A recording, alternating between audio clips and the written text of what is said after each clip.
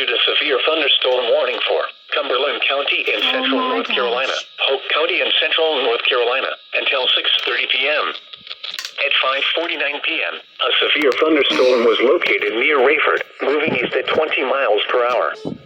Hazard, 60 miles per hour wind gusts and penny-sized hail, and frequent lightning. Source, radar indicated. Oh, God. Impact, expects damage to roofs, siding, and trees. Locations impacted include Fayetteville, Rayford, Fort Bragg, Antioch. Luckily, I was home for that one because I was at the pool. Eastover, Stedman, and Wade. For your protection, move to an interior room on the lowest floor of a building.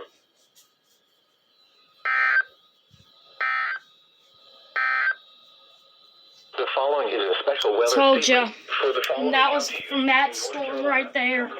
It's just making its way towards me. So, yeah. I'll update you.